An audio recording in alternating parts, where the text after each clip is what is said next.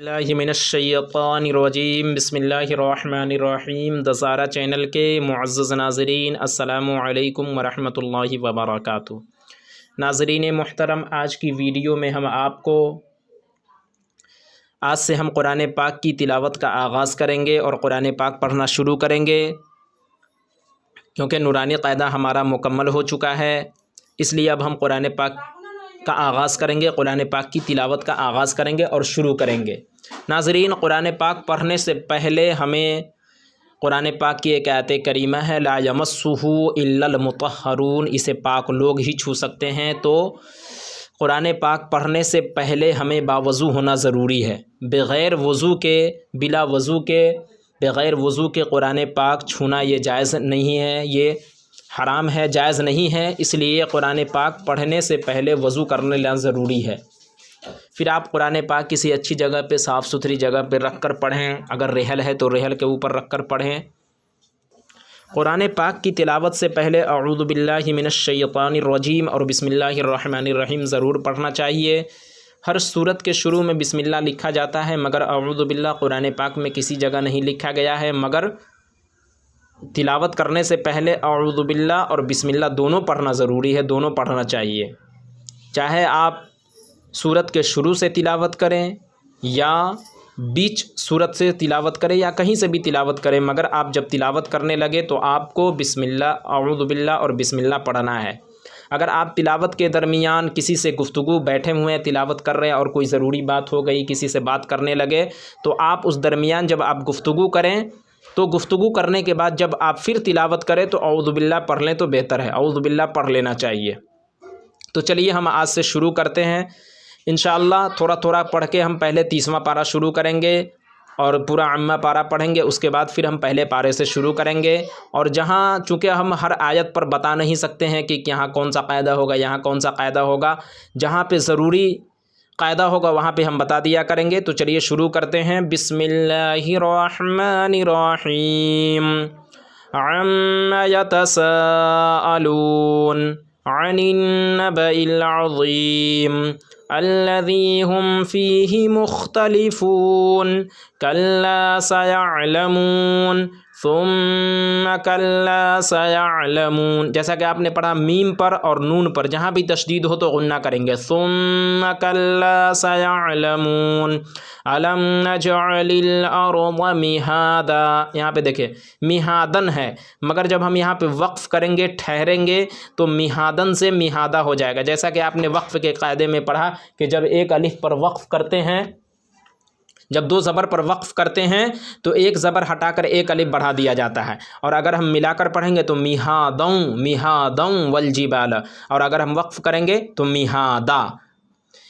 والجبال اوتادا وخلقناکم ازواجا وجعلنا نومکم سباتا وجعلنا اللیل لباسا وجعلنا النہار معاشا۔ نن پہ غنہ ہوگا کیونکہ نون پر تشدید ہے۔ وجعلنا النہار معاشا، را پور ہوگی اس لیے کہ را کے اوپر زبر ہے۔ وَبَنَيْنَا فَوْقَكُمْ سَبْعًا شِدَادًا، عن اس پہ غنہ ہوگا، اخفا ہوگا، اس لیے کہ دو زبر تنوین کے بعد حروف اخفا کے 15 حرفوں میں سے شین آ رہا ہے۔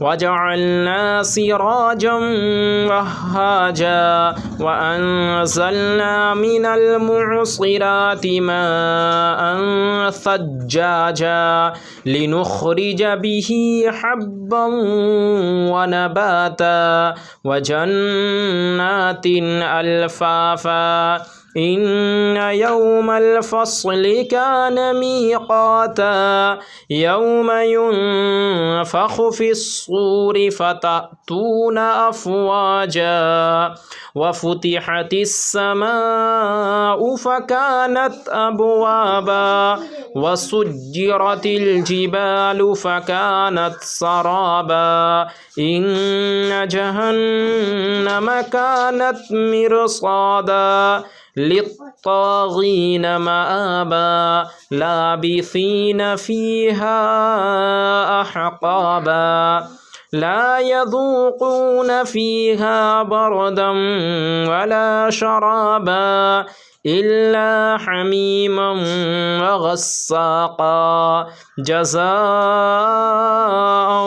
وفاقا إنهم كانوا لا يرجون حسابا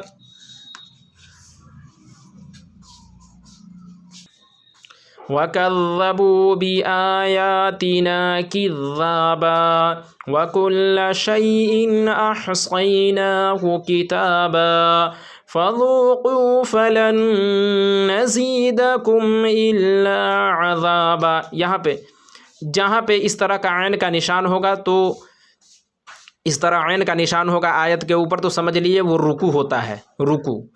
ان للمتقین مفازا حدائق واعنابا وکواعب اترابا وکأسا دہاقا لا يسمعون فيها لغوا ولا كذابا جزاء من ربك عطاء حسابا رب السماوات والأرض وما بينهما الرحمن لا يملكون منه خطابا يوم يقوم الروح والملائكة صفا